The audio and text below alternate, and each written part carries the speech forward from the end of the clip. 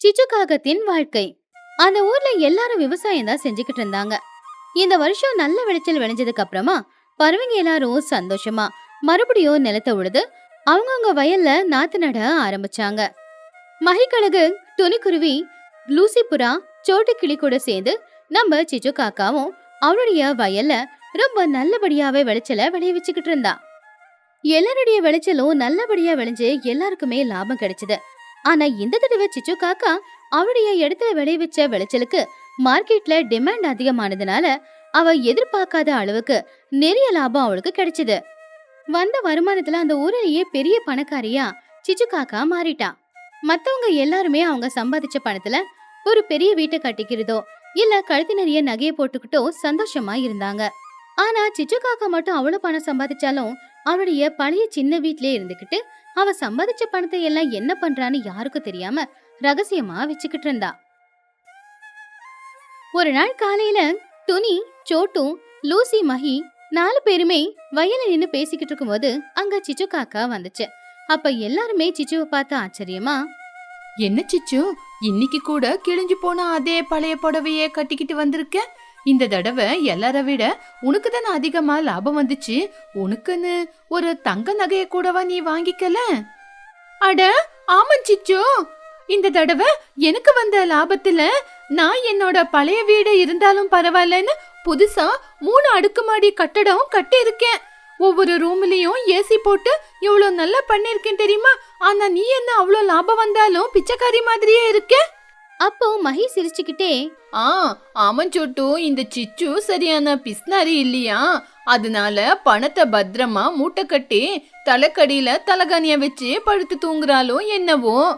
ஏன் சிச்சு, நாங்க எல்லாரும் வந்த லாபத்துல எங்க வீட்டை சரி பண்ணிக்கிட்டோம். நீ ஒரு பெயிண்ட் கூடவா அடிக்கல? பணத்தெல்லாம் வச்சுக்கிட்டு என்ன பண்ணுவ? ஆமாம் சிச்சு, நான் பாத்தியா என்னோட பழைய காரை வித்துட்டு இப்ப புதுசா காரை வாங்கியிருக்கேன். நீ கூட ஒரு புது கார் வாங்கியிருந்தா வயலுக்கு நடந்துகிட்டு வர அவசியம் இருந்தா இருக்காதுல்ல? அவ்வளோ பணத்தெல்லாம் வச்சுக்கிட்டு அதுக்கப்புறம் அனுபவிக்காம நீ என்னதான் பண்ண போற? அப்போ சிச்சு காக்கா ரொம்பவும் அமைதியா சிரிச்சுக்கிட்டே, இங்க பாருங்க ஃப்ரெண்ட்ஸ், உங்க எல்லாருக்கிட்டையும் புது காரு, புது வீடு, நகை நட்டு இருக்கிறத நினைச்சா எனக்கு ரொம்ப சந்தோஷமா தான் இருக்குது ஃப்ரெண்ட்ஸ். ஆனா நான் ஒன்னும் உங்களை மாதிரி காசு இருக்குன்னு தடபுடலா செலவு பண்ண மாட்டேன். அந்த காசை சிக்கனமா சேர்த்து வச்சு எங்க செலவு பண்ணணும், எப்படி செலவு பண்ணணும்னு பத்திரமா சேமிப்பு பண்ணி எடுத்து வச்சிருக்கேன். அப்போ துணிக்குருவி, என்னது, பணத்தை சேமிச்சு வச்சிருக்கியா? சேமிப்பா? அது என்ன, பணம்னு ஒண்ணு இருக்கும்போது சந்தோஷமா செலவு பண்ணிக்கிட்டு இருக்கிறது தானே. சரி, அந்த பணத்தை எங்க சேமிச்சு வச்சிருக்க? நாங்க உன்னோட ஃப்ரெண்ட்ஸ் தானே, சொல்லக்கூடாதா? சிச்சு டாபிக்க டைவர்ட் பண்ணா. துணி, அது எல்லாமே உங்களுக்கு தேவையில்லாத விஷயம். நேரம் வரும்போது என்ன ஏதுன்னு எல்லாமே உங்களுக்கு புரியும். சரி, நான் இப்போ வயலுக்கு போகணும். வயல்ல எனக்கு கொஞ்சம் வேலை இருக்கு. அப்படி சிச்சு காக்கா அவளுடைய பணத்தை என்ன பண்ணாங்கிற ரகசியத்தை வெளியில சொல்லவே இல்ல. அங்க இருந்து போயிட்டா. அவ போனதும் மத்தவங்க எல்லாருமே சிச்சுவை பத்தி தப்பு தப்பா பேச ஆரம்பிச்சாங்க. எல்லாரும் அவ மேல ரொம்ப கோவமா இருந்தாங்க. பாத்தியா துணி, இவளுக்கு எவ்வளவு திமிருன்னு. நம்ம எங்க இவகிட்ட காசு கேட்போம் அப்படின்னு நம்மளுக்கு தெரியாம இவோ பதுக்கி வச்சிருப்பா. பணம் வந்த உடனே நம்மள விட்டுட்டா பாரு. ஆமாம் துணி, அவ ஒரு பிஸ்னாரியாச்சே, அதனாலதான் அந்த காசெல்லாம் பத்திரமா எடுத்து சேமிப்பு பண்ணி வச்சிருப்பா. அதனால தானே இது நாள் வரைக்கும் அந்த ஓட்டு வீட்லயே வாழ்க்கைய நடத்திக்கிட்டு இருக்கா அவ. இனிமே எதுக்காக அவளை பத்தி நம்ம பேசிக்கிட்டு சும்மா? அவளுக்கு நம்ம வீடெல்லாம் பார்த்து வைத்தறிச்சலா இருக்கும். ஆனா வெளிய மட்டும் சொல்ல மாட்டா, அவ்வளவுதான். அப்படி இந்த பக்கம் பெரியவங்க எல்லாரும் பேசிக்கிட்டு இருக்கும்போது ஊருக்குள்ள சின்ன பசங்க எல்லாரும் ஒன்னா சந்தோஷமா விளையாடிக்கிட்டு இருக்கும்போது புஜ்ஜி, பன்னு 2 பேருமே சின்னவ கிண்டல் செய்ய ஆரம்பிச்சாங்க. அப்போ புஜ்ஜி சிரிச்சுக்கிட்டே, டே சின்ன, உங்க அம்மாவுக்கு எல்லார விட அதிகமா லாபம் வந்துச்சுல. உனக்கு புது பேக், வீடியோ கேம் வாங்கி கொடுக்கலையா? எங்க அம்மா பாத்தியா, புது வீடியோ கேம் வாங்கி கொடுத்திருக்காங்க. நான் எவ்வளவு நல்லா ஜாலியா விளையாடுறேன்னு பாருடா. ஆமாண்ட சின்ன, எங்க அம்மா எனக்கு புது சைக்கிளை வாங்கி கொடுத்திருக்காங்க. உங்க அம்மாவுக்கு லட்சக்கணக்குல லாபம் வந்துச்சுல. உனக்கு மட்டும் எதுக்குடா உங்க அம்மா ஒண்ணு வாங்கி கொடுக்கல? அவ்வளவு பணத்தை என்ன பண்ணாங்க? சின்ன காக்கா ரொம்ப கவலையா, எனக்கு அத பத்தி எல்லாம் ஒன்னும் தெரியாதுடா. எங்க அம்மா அந்த பணத்தை எங்க வச்சிருக்காங்க, என்ன பண்ணாங்க, எதுவுமே தெரியாதுடா. அவங்க எனக்கு தெரியாம எங்கோ பத்திரமா ஒளிச்சு வச்சிருக்காங்க. அப்போ புஜ்ஜி, என்னடா சின்ன, உங்க அம்மாவுக்கு நீ சொந்த மகன் தானே, இருந்தாலும் பணத்தை என்ன பண்றீங்கன்னு உங்க அம்மா உங்ககிட்ட சொல்லலையா? என்னடா உங்க அம்மா ஒரு பிஸ்னரி, உங்களது பிஸ்னரி குடும்பம்.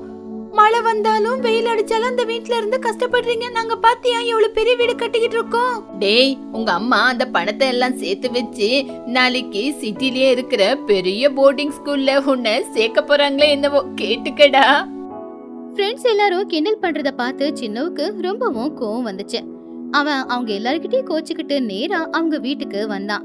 வீட்ல சிச்சு காக்கா சமைக்கிறதுக்காக காய்கறி நறுக்கிக்கிட்டு இருக்கும்போது கதவை வேகமா தள்ளிட்டு உள்ள வந்த சின்ன காக்கா அவங்க அம்மாவை பார்த்து ரொம்பவும் கோவமா, அம்மா, ஊர்ல இருக்கிற பறவைங்க எல்லாரும் என்ன ரொம்ப கேவலமா பேசுறாங்கம்மா.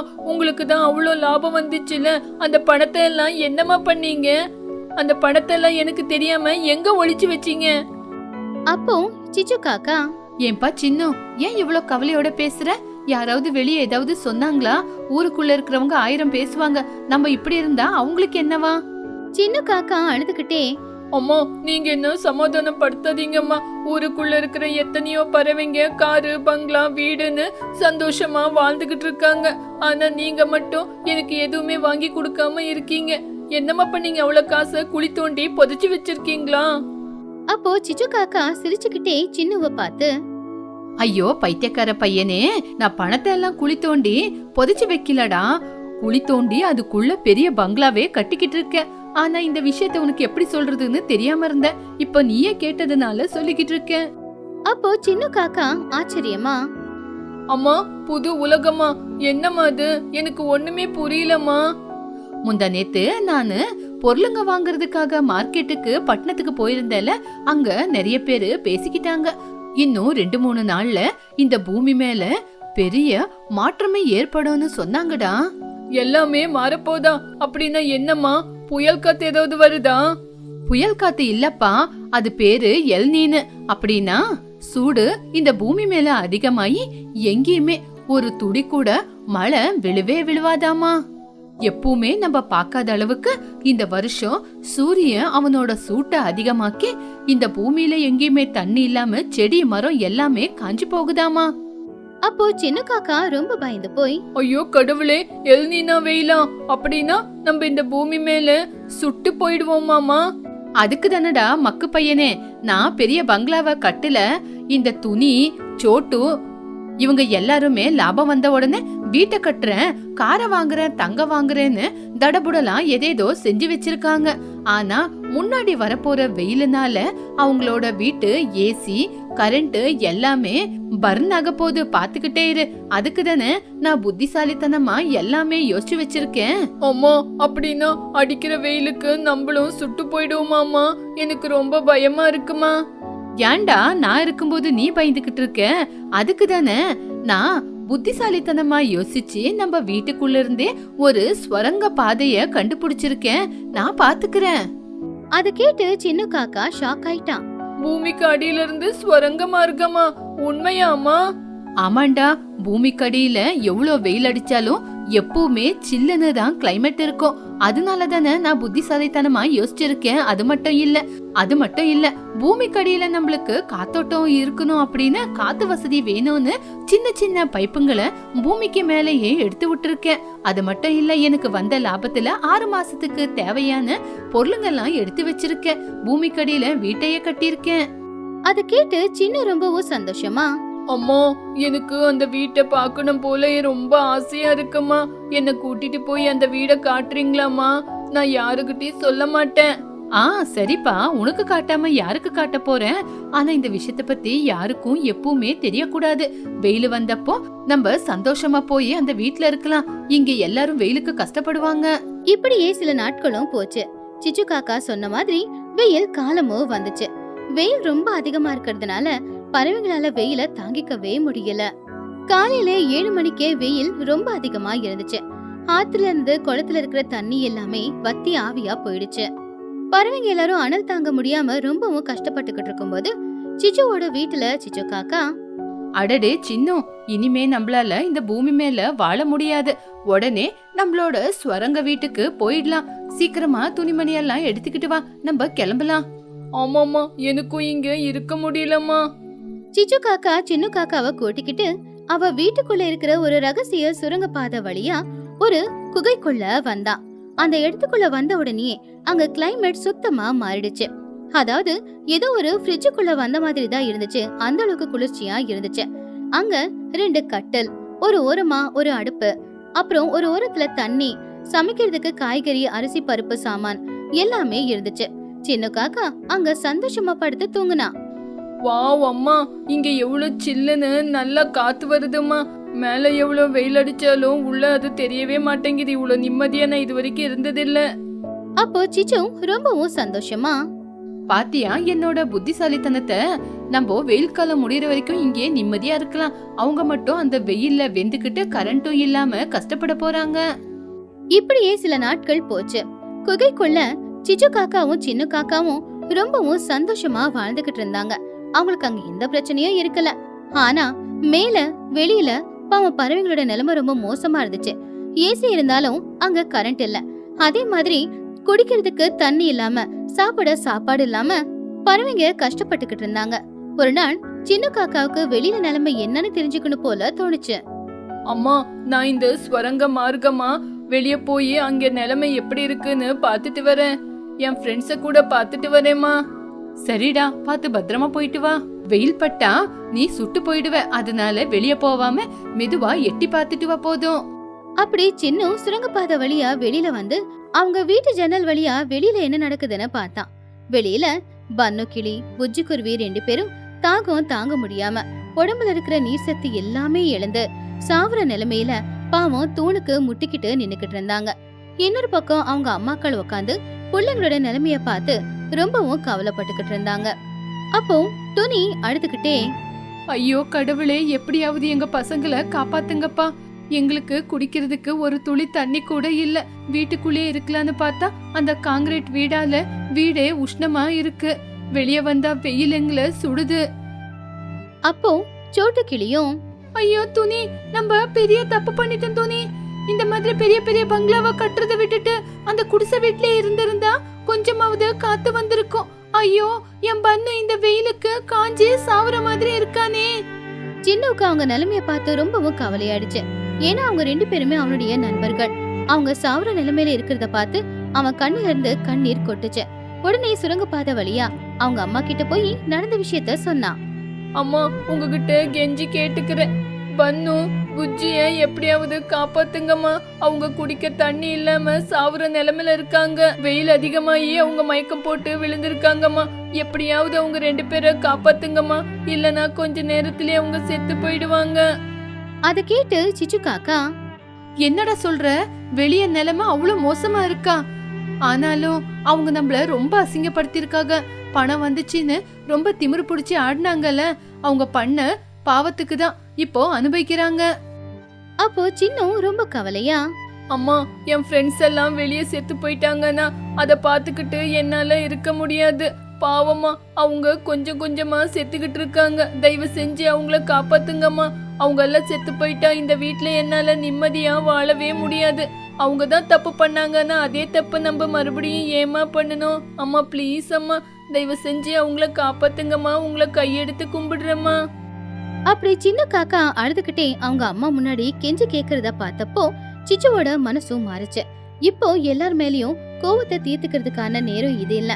சின்ன குழந்தைங்களோட உசுரும் கூட ஆபத்துல இருக்கிறத நினைச்சு சிச்சு காக்கா ரொம்பவும் வருத்தப்பட்டு சின்ன கிட்ட சிச்சு இப்படி சொன்னா. ஆமாண்டா சின்னு, நீ சொன்னது உண்மைதான். மத்தவங்க கஷ்டப்படும் போது அதை பார்த்துக்கிட்டு நம்ம இருக்க கூடாது.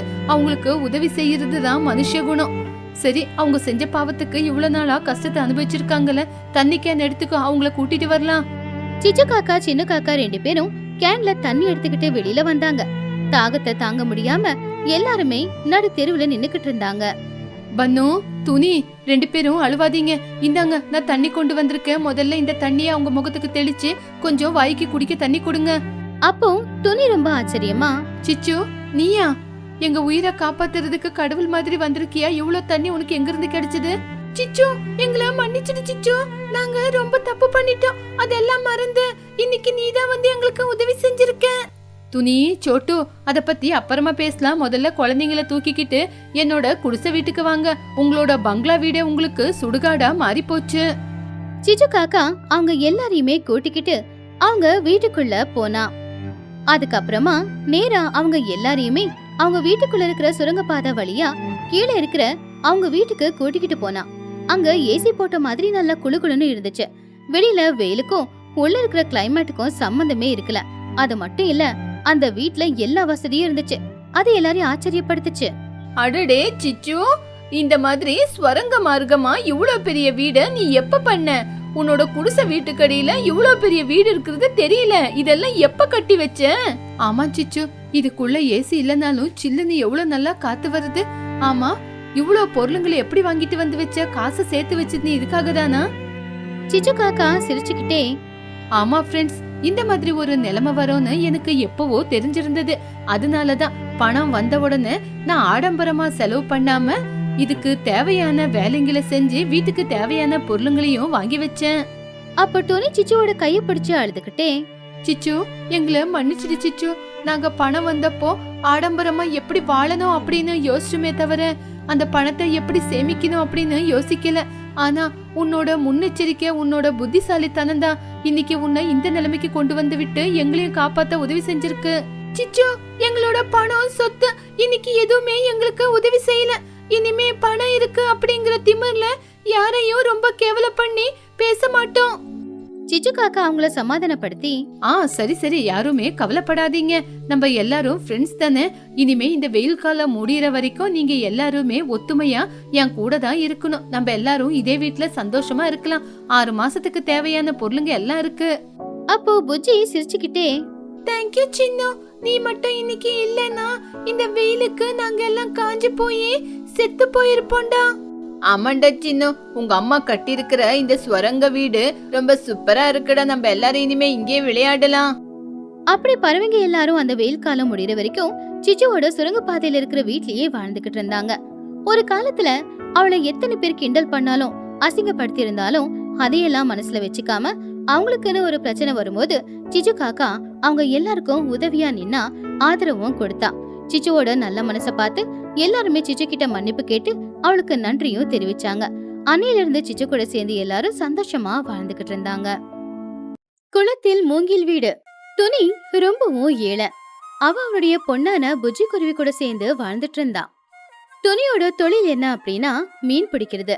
காலையிலேயே எழுந்திருச்சு தூண்டில எடுத்துக்கிட்டு வலைய எடுத்துக்கிட்டு ஆத்துக்கு போய் அந்த ஆத்துல வலைய போட்டு மீனை பிடிச்சு சாயந்தர நேரம் ஊருக்குள்ள இருக்கிற சந்தைக்குள்ள கொண்டு போய் அந்த மீனை துணி வித்துக்கிட்டு இருந்தா. அதுல வர வருமானத்தை வச்சுதான் அவ பொண்ண நல்லபடியா அவ பாத்துக்கிட்டு இருந்தா. ஆனா அந்த குளம் துணியோட வீட்டுக்கு 20 கிலோமீட்டர் தூரத்துல இருந்துச்சு. தினமும் வீட்ல இருந்து அந்த குளத்துக்கு போய் மீன் பிடிக்கிறது அப்படிங்கிறது பாவம் துணிக்கு ரொம்ப கஷ்டமா இருந்துச்சு. அவளால அவ்வளவு தூரம் போக முடியல. ஒரு நாள் சாயந்தர நேரம் துணி எப்பவும் போலவே மீன் எல்லாத்தையுமே வித்துட்டு அந்த பணத்தை எடுத்துக்கிட்டு வீட்டுக்கு வந்தா. ஆனா அன்னைக்கு வெயிலும் அதிகம். நாள் பூரா வெயில நின்னு மீன் பிடிச்சு அதை கொண்டு போய் வித்துட்டு வர்றதுக்குள்ள அவ பாடா பட்டுட்டா. வழியில அவளுக்கு மயக்கமா வந்துச்சு. அவளுக்கு பறக்கவே ரொம்பவும் கஷ்டமா இருந்துச்சு. அப்போ துணி ரொம்பவும் சோகமா பறந்துகிட்டே, ஐயோ, உடம்பெல்லாம் எவ்வளவு வலிக்குது. சிறகுங்க வேற ரொம்ப வலி எடுக்குது. இன்னைக்கு வெயில் வேற அதிகமா இருக்கு. ஒரு அடி கூட முன்னாடி வைக்க முடியல. பாவம் புஜ்ஜி வீட்ல பசியோட எனக்காக காத்துக்கிட்டு இருக்கோம் குழந்தை. அப்படி துணி முடியாம பறந்துகிட்டு இருக்கும்போது கடைசில அவ சோர்ந்து போய் அப்படியே மயக்கம் போட்டு அங்கிருந்து தரையில பணத்தோட வந்து விழுந்துட்டா. பாவம், அவ மயக்கத்துல தான் இருந்தா. அப்பதான் வேலையை முடிச்சுக்கிட்டு அந்த பக்கமா சோட்டுக்கிளி மகிக்கழுகு 2 பேரும் வந்துகிட்டு இருந்தாங்க. அவங்க வர வழியில துணி மயக்கம் போட்டு விழுந்திருக்கிறத அவங்க கவனிச்சாங்க. மகி, யாரோ புதர்ல விழுந்த மாதிரி இருக்கு. ஏதோ பறவை மாதிரி தெரியுது, வாங்க போய் பார்க்கலாம். மகி பக்கத்துல போய் பார்த்து, ஐயோ, இது நம்ம துணி குருவி. சொட்டு, சீக்கிரமா வா. துணி மயக்கம் போட்டு விழுந்துட்டு இருக்கா. மூச்சு கூட வாங்க மாட்டேங்கிறான். சோட்டு முகத்துல தண்ணிய தெளிச்சு, துணி துணி எந்திர துணி. ஐயோ மகி, பாவம், ஒரு நாளைக்கு 20 கிலோமீட்டர் தூரம் வரைக்கும் போயிட்டு வர. அதனாலதான் அவளுக்கு ரொம்ப டயர்டா இருக்கு. எந்த பறவையா இருந்தாலும் இவ்வளவு தூரம் போயிட்டு வந்தா இதுதான் நிலைமை. கடைசியில மகிக்கழுகு சோட்டுக்கிளி 2 பேரும் துணிய சுமந்துக்கிட்டு அவருடைய வீட்டுக்கு தூக்கிக்கிட்டு போனாங்க. வீட்ல இன்னும் அம்மா வரலையேன்னு புஜ்ஜி அம்மாவுக்காக காத்துக்கிட்டு இருந்தா. அப்பதான் சோட்டு மகி 2 பேரும் அவங்க அம்மாவை தூக்கிக்கிட்டு வரத பார்த்து பாவம் புஜ்ஜி ரொம்பவும் பதட்டமாயிட்டா. அவ வேகமா வெளியில ஓடி வந்து, அம்மா அம்மா எந்திரிங்க அம்மா, உங்களுக்கு என்ன ஆச்சு? சோட்டு அத்தை, அம்மாக்கு என்ன ஆச்சு? அம்மா உயிருக்கு எதுவும் ஆபத்து இல்லையே? புஜ்ஜி, நீ கவலைப்படாத, உங்க அம்மாவுக்கு எந்த பிரச்சனையும் இல்ல. அவ அவ்வளவு தூரம் போயிட்டு வரல, அதான் மயங்கிட்டா. நாங்க தண்ணி கொடுத்துருக்கோம், நீ பயப்படாத. உங்க அம்மாவுக்கு எந்த ஆபத்தும் இல்ல. புஜ்ஜி, உங்க அம்மா அவ்வளவு தூரம் வேலைக்கு போயிட்டு வரல, அதனாலதான் இவ்வளோ டயர்டு. நீ உங்க அம்மாவை பக்கத்துல இருந்து பத்திரமா பாத்துக்கோ. நாங்க நாளைக்கு காலையில வந்து பாக்குறோம்.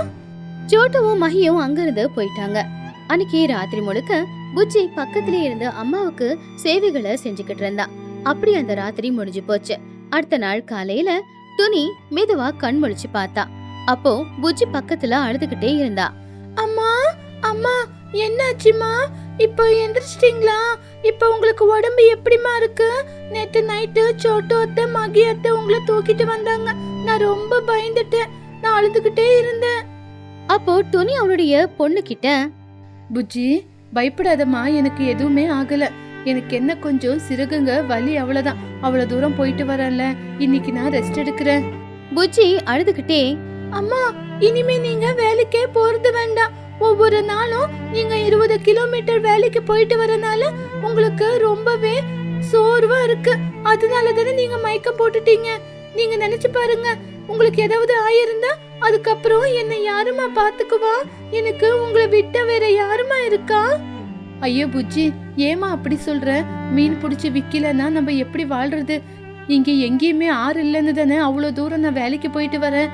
வேலைக்கு போலன்னா எப்படிமா? அம்மா, நான் உங்களை ஒரே தடவை வேலைக்கு போவாதீங்கன்னு சொல்லலம்மா. நீங்க இந்த ஊர்ல ஆறு இல்லைன்னு தானே பக்கத்து ஊருக்கு போய் வேலை செய்றீங்க. நம்ம ஒரு வேலை செய்யலாம். இந்த ஊர்ல இருந்து வீடு காலி பண்ணிட்டு அங்கேயே பக்கத்துலயே போய் வீடு வாடகைக்கு எடுத்து இருக்கலாம். அப்போ உங்களுக்கு இவ்வளவு சோர்வா இருக்காதுல்ல? துணி யோசிச்சு பார்த்து, பக்கத்து ஊருக்கு போகணுமா? ஐயோ, நம்ம பக்கத்து ஊருக்கு கிளம்பி போயிட்டா அந்த ஊர்ல நம்மளுக்குன்னு யாருமே இருக்க மாட்டாங்க. உன்னோட ஃப்ரெண்ட்ஸ் எல்லாம் இந்த ஊரு தானே. உன்னோட ஃப்ரெண்டு பன்னு கூட இங்கதான் இருக்கான். நம்ம பக்கத்து ஊருக்கு போயிட்டா உனக்கு விளையாட யாரும் இருக்க மாட்டாங்க. அப்போ புஜ்ஜி அழுதுகிட்டே, அம்மா எனக்கு ஃப்ரெண்ட்ஸ் இல்லைனாலும் பரவாயில்ல, எனக்கு நீங்க தான் முக்கியம். உங்களை விட்டா எனக்கு வேற யாருமா இருக்கா? நம்ம இன்னைக்கே வீடு காலி பண்ணிட்டு அந்த ஆறு இருக்கிற பக்கத்து ஊருக்கே போய் அங்கே வாடகை வீட்டுல இருக்கலாம். வாமா ப்ளீஸ். துணி புஜ்ஜிய கட்டி பிடிச்சுக்கிட்டு, புஜ்ஜி சரிம்மா, நீ என்னோட ஹெல்த்தை பத்தி யோசிக்கிற. சரி, நீ சொன்ன மாதிரியே இன்னைக்கே இந்த ஊர்ல இருக்கிறவங்களுக்கு எல்லாருக்கும் சொல்லிட்டு நம்ம இன்னைக்கே இந்த ஊரை காலி பண்ணிட்டு போயிடலாமா? துணி அவளுடைய முடிவை பன்னு கிளிக்கிட்டையும் சோட்டு கிளிக்கிட்டையும் மகிக்கழுகு கிட்டையும் சொன்னா. அவங்களும் துணியோட ஆரோக்கியத்தை ஞாபகத்துல வச்சுக்கிட்டு அதுக்கு சரி அப்படின்னு சொன்னாங்க. அப்படி துணி புஜ்ஜி 2 பேருமே அவங்களுடைய பொருட்களை எல்லாத்தையும் எடுத்துக்கிட்டு அந்த இடத்த விட்டு கிளம்புனாங்க. அதே ஊர்ல தான் சிச்சு இருந்துச்சு. சிச்சு அந்த ஊர்லயே பெரிய பணக்காரி. யாரு வீடு கட்டணும்னாலும் சிச்சுவோட அனுமதி வேணும். அந்த அனுமதியை வாங்குறதுக்காக தான் துணி அவளை பார்க்க போனா. சிச்சு, என் பேரு துணி குருவி. நான் பக்கத்தூர்ல இருந்து இந்த ஊருக்கு வந்திருக்கேன். டெய்லி நான் இந்த ஆத்துல தான் மீன் பிடிச்சி வாழ்ந்துகிட்டு இருக்கேன். அவ்வளோ தூரத்துல இருந்து இங்க வர்றது எனக்கு ரொம்பவே கஷ்டமா இருக்கு. அதான் இந்த ஊருக்கு வந்திருக்கோம். இந்த ஊர்ல கொஞ்சம் இடமோ இல்ல வீடோ எங்களுக்கு பண்ணி கொடுக்க முடியுமா? அப்போ சிச்சு காக்கா ஸ்டைலா உட்காந்துக்கிட்டு, ஓஹோ துணி, நீங்க பக்கத்தூர்ல இருந்து இந்த ஊர்ல பொழைக்கிறதுக்காக வந்திருக்கீங்களா? இந்த ஊர்ல நீங்க இருக்கணும் அப்படின்னா என்னோட அனுமதி இல்லாம இந்த ஊர்ல நீங்க எந்த வேலையும் செய்ய முடியாது. நீங்க இந்த ஊர்ல வீடை கட்டிக்கிட்டு இருக்கீங்க அப்படின்னா எனக்கு 50,000 ரூபாய் பணம் கொடுக்கணும், இல்லனா இங்க இருக்க முடியாது. அத கேட்ட புஜ்ஜி ஷாக் ஆயிட்டா. ஐயோ, 50,000மா? ஒரு சின்ன இடத்துக்கு 50,000 ரூபாய் கொடுக்கணுமா? துணி கவலையா, இங்க பாருங்க மகி, நாங்க ரொம்பவே ஏழை. எங்ககிட்ட 50,000 ரூபாய் பணம் கேட்டா நாங்க எங்க போறது? நான் சிறுக சிறுகா சேர்த்து வச்ச பணம் ஒரு 3,000 ரூபாய் கையில இருக்கு. அதை கொடுக்கறேன். இப்பத்துக்கு அந்த காசை வச்சுக்குங்க. அதுக்கப்புறம் நிதானமா மீன் வியாபாரம் செஞ்சு கொஞ்சம் கொஞ்சமா நீங்க கேட்ட பணத்தை கொடுத்துடுறேன். சிச்சு கோவமா, என்னது 3,000மா? 3,000 பணத்துக்கு ஒரு அடி இடம் கூட வராது. இங்க பாருங்க, இந்த ஊர்ல இருக்கணும்னா 50,000 ரூபாய் பணத்தை கட்டியே ஆகணும். காசு கொடுத்தா இங்க இருங்க, காசு கொடுக்கலையா இப்பவே இந்த ஊரை காலி பண்ணிட்டு போங்க. சிச்சு, தயவு செஞ்சு இந்த ஊர்ல தங்குறதுக்கு கொஞ்சம் இடம் கொடுங்க. என் பொண்ணு குளூர்ல நடுங்கிக்கிட்டு இருக்கா. தயவு செஞ்சு கொஞ்சம் இடம் கொடுக்குறீங்களா? இங்க பாருங்க, உங்களுக்கு கருணை காட்டலாம் என்னால முடியாது. 50,000 ரூபாய் பணம் இருந்தா இங்க நில்லுங்க, இல்லனா 50,000 எடுத்துட்டு வந்து என்ன பாருங்க, இல்லனா போங்க. சிச்சு காக்கா கொஞ்சம் கூட தயவு காட்டாம அவங்கள அங்கிருந்து விரட்டி விட்டுருச்சு. பாவம் துணி புஜ்ஜி 2 பேரும் கவலையோட ஆத்தங்கரை கிட்ட வந்தாங்க. இருட்டாக ஆரம்பிச்சது. இப்ப அவங்களுக்கு தங்குறதுக்குன்னு ஒரு வீடு இல்ல. 2 பேரும் ஆத்தங்கரையோரமா நின்னுக்கிட்டு இருந்தாங்க. அம்மா, இப்ப நம்ம என்னம்மா பண்றது? 50,000 ரூபாய் கேக்குது அந்த சிச்சு அத்தை. அவ்வளவு காசு நம்ம கிட்ட இல்லையே. அம்மா, நம்ம பழைய ஊருக்கே கிளம்பி போயிடலாமா? இல்லம்மா, நீ கவலைப்படாத. இன்னைக்கு நைட்டுக்கு இங்கே ஏதாவது மரத்துக்கடியில படுத்து தூங்கலாம். நாளைக்கு காலையில இதே ஆத்துல மீன் பிடிச்சு எப்படியாவது பணத்தை சம்பாதிக்கலாம். அந்த கடவுள் காப்பாத்துவாரு. அப்படி அவங்க 2 பேரும் பேசிக்கிட்டு இருக்கும்போது பின்னாடி இருந்து அவங்களுக்கு ஒரு குரல் கேட்டுச்சு. சித்தி, புஜ்ஜி, அழுவாதீங்க, நான் இருக்கேன். துணியும் புஜ்ஜியும் திரும்பி பார்த்தப்போ அவங்க பின்னாடி ஒரு பைய வச்சுக்கிட்டு பன்னு கிளி நின்னுக்கிட்டு இருந்தான். அப்போ பன்னுவ பார்த்த உடனே புஜ்ஜி பக்கத்துல போய் அவன்கிட்ட ரொம்பவும் கவலையா, பன்னு, நீயா? உனக்கு எப்படிடா நாங்க இருக்கிற இடம் தெரிஞ்சு இங்கே வந்திருக்க? புஜ்ஜி, நீங்க வரும்போதே நான் உங்க பின்னாடியே வந்தேன். அம்மா தான் நீங்க எங்க போயிருக்கீங்கன்னு உங்களை தேட சொன்னாங்க. சிச்சு ஆண்டி பேசினத நான் கேட்டேன். இங்க பாருங்க, நீங்க கவலைப்படாதீங்க. சிச்சு ஆண்டிக்கு நீங்க தங்குறதுக்கு ஒத்த 1 ரூபா கொடுக்க வேண்டிய அவசியம் இல்ல. துணி ஆச்சரியமா, பணம் கொடுக்க வேண்டிய அவசியம் இல்லையா? பன்னு, அப்படின்னா இந்த காட்டுக்குள்ள நாங்க எப்படிடா வீட கட்டுறது? பன்னு சிரிச்சுக்கிட்டே, சித்தி, நம்ம யாரோட இடத்தையும் வாங்க வேண்டிய அவசியம் இல்ல. நான் சின்னதுல ஸ்கூல்ல படிக்கும்போது எங்க மிஸ் ஒரு வார்த்தையை சொன்னாங்க. மூங்கில்ல வீட்டை கட்டிக்கிட்டு இருக்கலாம் அப்படின்னு. மூங்கில்ல வீட்டை கட்டி தண்ணி மேலேயே கட்டிக்கிட்டா அது தண்ணி மேலேயே தேங்கிக்கிட்டு இருக்குமா? என்னது? தண்ணில மூங்கில்ல வீட்டை கட்டுறதா? ஆமாம் புஜ்ஜி, உனக்கு ஞாபகம் இல்லையா? மூங்கில்ல தண்ணி மேல வீட்டை கட்டிக்கிட்டா அந்த மூங்கில் வீடு தண்ணியில தேங்கிக்கிட்டே இருக்கும். இந்த தண்ணி எல்லாருக்கும் பொதுவானது. எங்க தண்ணி குறைவா இருக்கோ அங்க இந்த மாதிரி வீட்டை கட்டிக்கிட்டா யாருக்கும் காசு கொடுக்க வேண்டிய அவசியம் இல்ல புஜ்ஜி. அத கேட்டு துணி சந்தோஷமா, வாவ் பன்னு, உண்மையிலேயே நீ ரொம்ப அற்புதமான ஐடியா கொடுத்திருக்கடா. நீ சொன்னது என்னவோ உண்மைதான். தண்ணி எல்லாருக்கும் பொதுவானது. தண்ணில வீட கட்டுறதுக்கு யாருக்கிட்டையும் கேட்க வேண்டிய அவசியமும் இல்ல. மூங்கில்ல வீட கட்டிக்கிட்டா தண்ணி மேல தேங்கும். எனக்கு மீன் பிடிக்கும் வசதியா இருக்கும். ஆண்டி, வரும்போது நான் காட்டுக்குள்ள நிறைய மூங்கில் மரத்துங்களை பார்த்தேன். நாளைக்கு காலையிலேயே நம்ம 3 பேரும் சீக்கிரமா போய் மூங்கில கொண்டு வந்து வீட்டை கட்டிக்கலாம். அன்னைக்கு ராத்திரி அவங்க ஆத்தங்கரையோரமாவே படுத்து தூங்கிட்டு காலையில விடிஞ்ச உடனேயே 3 பேருமே ரொம்பவே சுறுசுறுப்பா காட்டுக்கு போய் அங்க இருக்கிற மூங்கில் மரங்களை எல்லாத்தையுமே வெட்டி மூங்கில் கொம்புகளை கொண்டு வந்து பல நாட்கள் கஷ்டப்பட்டு ஆத்தங்கரையோரமா, அதாவது கரையோரமா ஒரு அழகான வீட்டை கட்டுனாங்க. அதுவும் தண்ணியில. பாதி வீடு கரையோரமா இருந்துச்சு, பாதி வீடு தண்ணிக்குள்ள இருந்துச்சு. அந்த வீட்டுல மழை பெஞ்சா தண்ணி வராம இருக்க பனை ஓலைய வச்சு கூரையை கூட போட்டிருந்தாங்க. அந்த வீடு பாக்குறதுக்கு அழகா மட்டும் இல்ல, அது பாக்குறதுக்கு ரொம்ப ஸ்ட்ராங்காவும் இருக்கிற மாதிரி இருந்துச்சு. அம்மா, நம்ம வீட பாத்தீங்களா? எவ்வளவு அழகா இருக்கு. தண்ணியிலேயே நம்ம வீடு தேங்குற மாதிரியே இருக்கு. உண்மையிலேயே இங்க இருந்து பார்க்க இந்த தண்ணி ரொம்ப அழகா தெரியுது. ஆண்டி, நம்ம ஐடியா எப்படி இருக்கு ஆண்டி?